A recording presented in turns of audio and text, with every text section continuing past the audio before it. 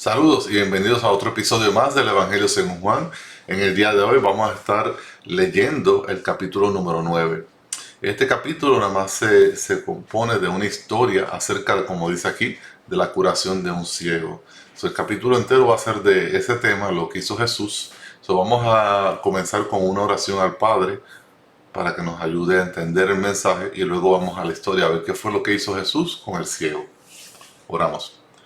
Padre, te damos gracias porque, Señor, podemos venir y estudiar tu palabra. Podemos aprender de lo que tú quieres que nosotros aprendamos, de tu revelación divina que nos fue dada en las Escrituras.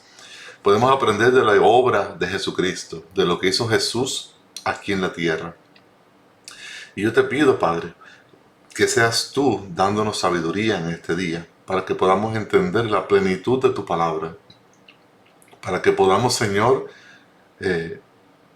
adquirir sabiduría a través de la palabra y que sea tu Santo Espíritu en nosotros dándonos revelación y verdad. Y te pedimos estas cosas en el nombre de Jesús. Amén. Entonces vamos a comenzar con el versículo número 1. Curación de un ciego. Dice: al pasar Jesús vio a un hombre ciego de nacimiento y sus discípulos le preguntaron: Rabí, ¿quién pecó, este o sus padres, para que naciera ciego? Jesús respondió: ni este pecó ni sus padres, sino que está ciego para que las obras de Dios se manifiesten en él. Voy a parar aquí un momento. El pueblo judío tenía la creencia, o ¿verdad?, interpretaban que si algo te iba mal o algo sucedía era por causa de pecado, ¿no? Si estoy enfermo o si tuve un hijo incapacitado, que era a causa de que yo había pecado y como resultado me había salido ese problema.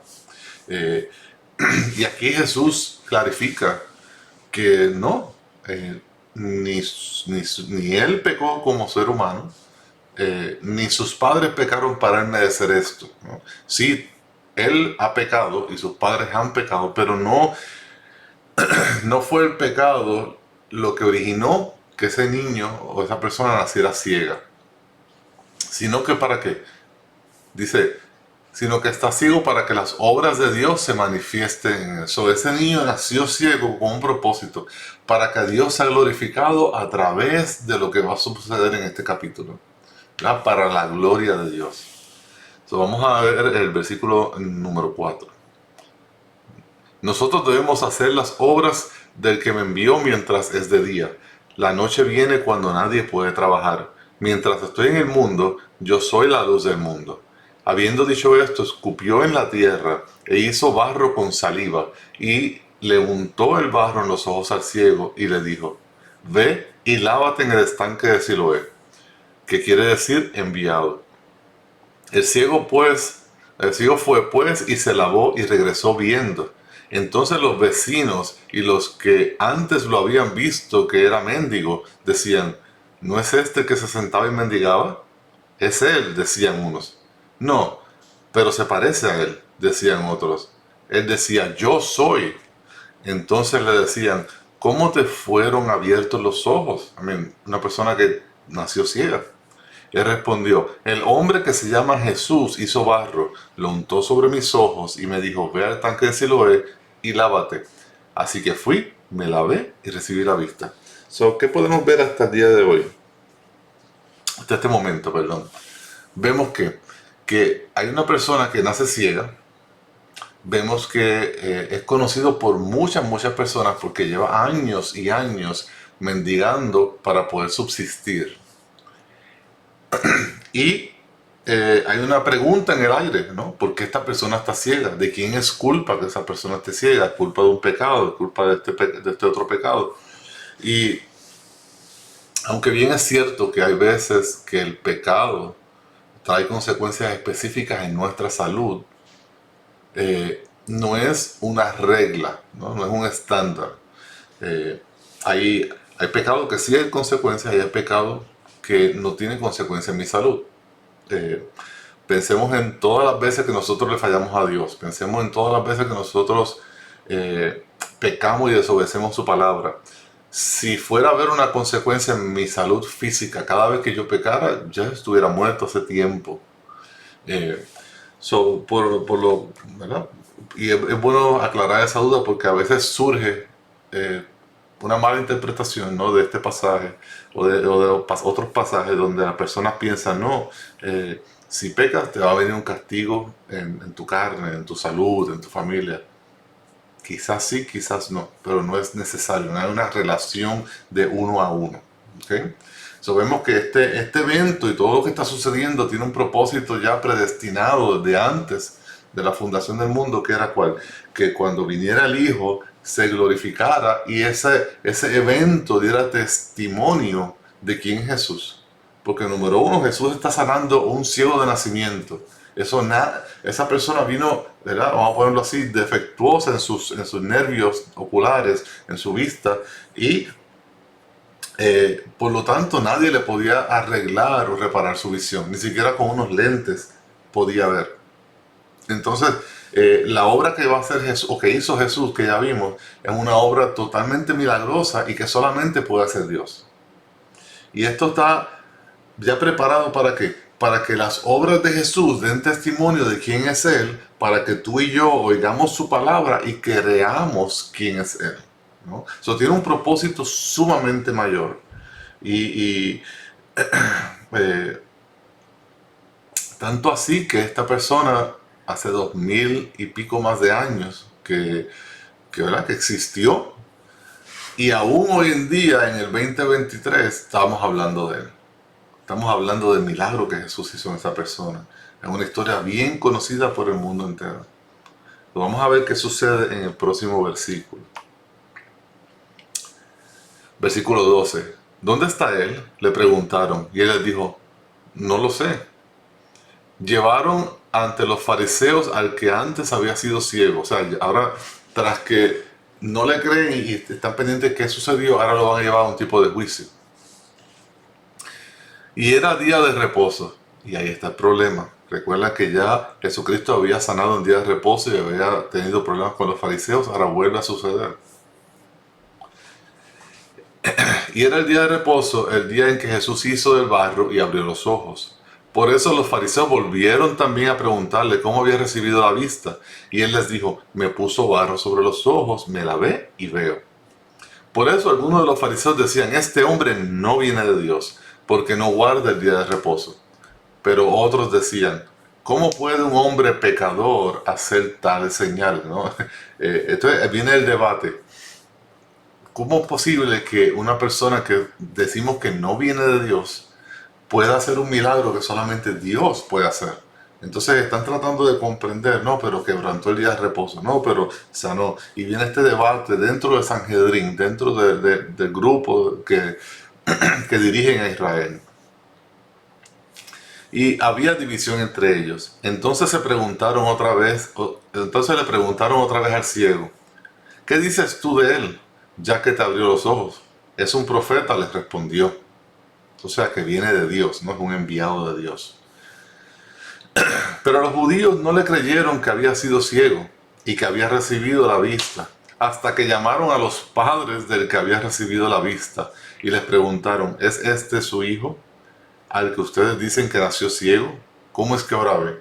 Tanto así, ¿verdad?, el cinicismo de este grupo de varones que son los líderes de Israel, no creen el testimonio, aunque hay muchísimos testigos, y tienen que llamar a los padres a dar testimonio a ver si de verdad esa persona nació ciega. Y mira cómo dicen la pregunta, ¿es este su hijo al que ustedes dicen que nació ciego? No dice, ¿es este su hijo el que nació ciego? No, ya están poniendo en cuestionamiento, ¿verdad?, que esa persona realmente nació ciega.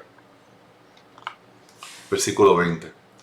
Entonces sus padres le contestaron, sabemos que este es nuestro hijo y que nació ciego. Entonces ellos confirman verazmente, sí, él es mi hijo y nació ciego. Pero ¿cómo es que ahora ve? No lo sabemos. ¿O quién le abrió los ojos? Nosotros no lo sabemos. Pregúntenle a él, ya es mayor de edad, él hablará por sí mismo. Aquí queremos la idea, ¿no?, de que ellos confirman de que esa persona nació ciega, ellos confirman de que quién es él, niegan saber que quién le sanó. Y entonces algo que tenemos que entender, que hay un temor de parte de estas personas al enfrentarse a Sanhedrin. Al tú reconocer a Cristo, al tú reconocer que esto es bueno, automáticamente te estás echando a esas personas de enemigo, y por lo tanto tienes riesgos sociales y tienes riesgos de que te excomulguen de la sinagoga, que no puedas ir al templo, etc. Hay muchos peligros por los cuales vemos de por qué estas personas contestan de la forma que contestan. El 22. Sus padres dijeron esto porque tenían miedo a los judíos, porque los judíos ya se habían puesto de acuerdo en que si alguien confesaba que Jesús era el Cristo, fuera expulsado de la sinagoga. ¿Ven? ¿No? Es la misma idea de que la Iglesia Católica en el día de hoy te pueda excomulgar, ¿no? Sino declararte hereje y sacarte de la iglesia, no tienes salvación y estás fuera de toda bendición de Dios. Entonces es la misma idea que estamos viendo aquí en el versículo 22. Versículo 23. Por eso sus padres dijeron, ya es mayor de edad, pregúntale a él. Por segunda vez los judíos llamaron al hombre que había sido ciego y le dijeron, da gloria a Dios, nosotros sabemos que este hombre es un pecador. Ellos no están preguntando si es un pecador, están afirmando que Jesús no viene de Dios y que es un pecador. Entonces él le contestó, si es pecador, no lo sé. Una cosa sé, que yo era ciego y ahora veo. Y le contestó muy sabiamente, ¿no? Nadie puede juzgar quién es pecador y quién no. Solamente Dios puede juzgar el corazón de las personas. Yo puedo juzgar una acción, yo puedo ver una acción, pero yo no puedo decir esta persona es pecadora o esta persona no viene de Dios, porque yo no juzgo el corazón. El ser humano no tiene esa capacidad. Y el ciego contestó muy sabiamente, yo no puedo determinar si Jesús es pecador o no, pero una cosa sí sé, que es lo que él ve, ¿no? Lo que experimenta, lo que es un hecho, no es subjetivo. Antes yo era ciego y ahora veo, ¿no? Versículo 26. Volvieron ellos a preguntarle, ¿qué te hizo? ¿Cómo te abrió los ojos? Él les contestó, ya les dije y no escucharon. ¿Por qué quieren oírlo otra vez? ¿Es que también ustedes quieren hacerse discípulos suyos? Y en este momento vemos un poquito de sarcasmo, ¿verdad? En la contestación del ciego. Él sabe que estas personas están detrás de Jesús, que detestan a Jesús, que lo ven como pecador. Y él dice, ¿acaso ustedes quieren hacerse discípulos de él? ¿Verdad? Porque ya están, porque están viendo que este profeta, esta persona que viene de Dios, que hace obras que solamente Dios puede hacer, viene a hacer lo bueno. Y él juguetonamente dice, ¿quieren hacerse discípulos de él también? Vamos a ver qué le dicen. Entonces lo insultaron. Esa fue la respuesta que le dio el Sanhedrin, los judíos. Y le dijeron, tú eres discípulo de ese hombre, pero nosotros somos discípulos de Moisés. Nosotros sabemos que Dios habló a Moisés, pero en cuanto a no sabemos de dónde es, ¿no? Eso tiene ese rechazo, ¿verdad? Ese repudio que siempre vemos del pueblo judío, especialmente del Sanhedrin, ¿verdad? Que son los dirigentes del pueblo, rechazando la verdad de Dios, rechazando a Cristo una y otra vez. Y obviamente vemos esto, y la culminación de esto es que la crucifixión de Jesús. Versículo 30. El hombre le respondió, pues en esto hay algo asombroso, que ustedes no sepan de dónde es, y sin embargo a mí me abrió los ojos. Sabemos que Dios no oye a los pecadores, ¿ya? Y esto es muy importante entenderlo. Pero si alguien teme a Dios y hace su voluntad, a este oye. Hay dos tipos de personas. Está la persona que llamamos pecadora, que podríamos decir que no simplemente es pecadora, sino que es una persona que no tiene temor de Dios, que no cree en Dios, que no le cree a Dios, ¿no? Una persona que podríamos llamar hoy como un incrédulo, ¿no? Está ese tipo de persona, está el otro tipo de persona que es persona que oye a Dios, que le cree a Dios y es temeroso del Señor, él tiene temor a Dios. Y la palabra dice que el temor al Señor es el principio de sabiduría. Y sabiduría significa saber hacer lo bueno a los ojos de Dios. Entonces, algo que tenemos que entender y que es importante, si no eres de Dios, Dios no escucha tus oraciones. ¿Por qué? Porque no estás haciendo lo bueno, no tienes temor del Señor, ¿no? Por eso que aquí dice en el versículo 31, pero si alguien teme a Dios y hace su voluntad, a este oye. Entonces, por eso es que la oración que Dios oye, que sale de la boca de un pecador o de un incrédulo, es la oración de que de arrepentimiento y de poner su fe en Cristo Jesús. Es el momento donde esa persona viene a Jesús. Esa oración sí oye, ¿por qué? Porque era pecador, pero ahora entendió el mensaje del Evangelio, tiene temor al Señor, reconoce su pecado, se arrepiente y viene a Cristo. Y todos esos pasos que acabo de decir están en la palabra y es voluntad de Dios. Por lo tanto, esa persona se mueve de pecadora a temerosa del Señor y cumple el requisito, ¿no? Pero si alguien teme a Dios y hace su voluntad, Él a este oye. Por lo tanto, si quieres que Dios escuche tus peticiones, tienes que reconocerlo. Tienes que saber quién es Él. Tienes que poner tu fe en Él y al que Él envió en Cristo Jesús, para que Él escuche tus peticiones y interceda en tu vida. ¿Okay? Quería hacer ese comentario. Versículo 32. Desde el principio jamás se ha oído decir que alguien abriera los ojos a un ciego de nacimiento. Si éste no viniera de Dios, no podría hacer nada. ¿Okay? Eso quiere decir que esta persona, el que está en juicio ahora mismo, que se llama Jesús, por el Sanhedrin, el ciego le dice algo bien interesante. No es pecador porque Dios lo escucha. Y Dios escuchó su petición y me abrió los ojos. O sea, en otras palabras, este es una persona obediente a Dios, viene de Dios. Y no solamente eso, nunca se había visto que alguien sanara a un ciego de nacimiento. Solamente Dios tiene la potestad de hacer algo. Por lo tanto, este hombre, quien dice ser el Hijo de Dios, es Dios. Por eso es que puede decir, yo soy, ¿verdad? Antes de Abraham, yo soy. Yo existo, yo soy Yahweh. ¿No? Ellos le respondieron, tú naciste enteramente en tus pecados y tú nos enseñas a nosotros, lo echaron fuera. ¿Por qué los judíos dicen eso? Porque estas personas fariseas, estas personas de Sanhedrin, se sentían superiores a las demás personas, se sentían que eran más santos, que estaban más cerca de Dios. Y no se dan cuenta de lo que dice la palabra, que todos somos pecadores, que todos nos hemos apartado, que sin la misericordia de Dios seguimos separados de Dios. Que si hemos quebrantado un pecado es equivalente a quebrantarlos todos. Sin embargo, estas personas eran que orgullosas, ¿verdad? Prepotentes, y pensaban que por sus acciones estaban más cerca de Dios, eran más santos o más justos, y estas personas estaban abajo. ¿Okay? Y eso obviamente es un orgullo incorrecto, no aceptado y no tolerado por Dios. Inclusive Jesucristo le llama a estas personas sepulcros blanqueados. Sepulcros blanqueados, ¿por qué? Porque por fuera aparentan santidad, están limpiecitos, se ven bonitos, tienen adornos, etcétera, etcétera. Pero cuando abren un sepulcro, una tumba, ¿qué hay? Pudrición, muerte.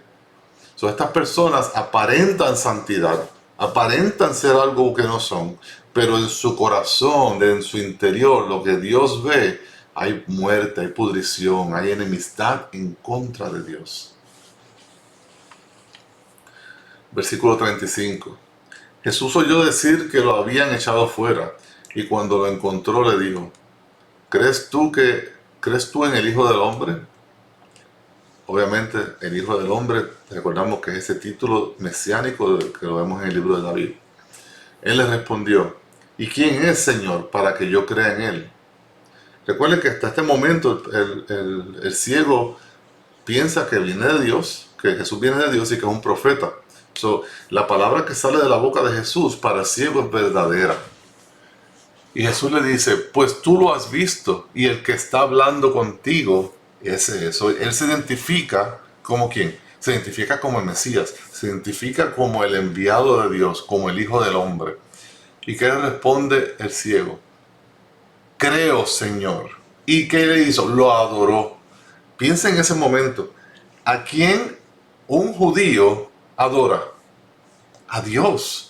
Adorar a alguien que no es Dios es blasfemia, es lo peor que se pueda imaginar para un judío. Y él cree la palabra de Jesús, él cree el mensaje, cree lo que vio del milagro y dice, ese es el Hijo del Hombre, y se postra y lo adora. Y Cristo merece adoración porque Cristo es el Hijo de Dios y es Dios.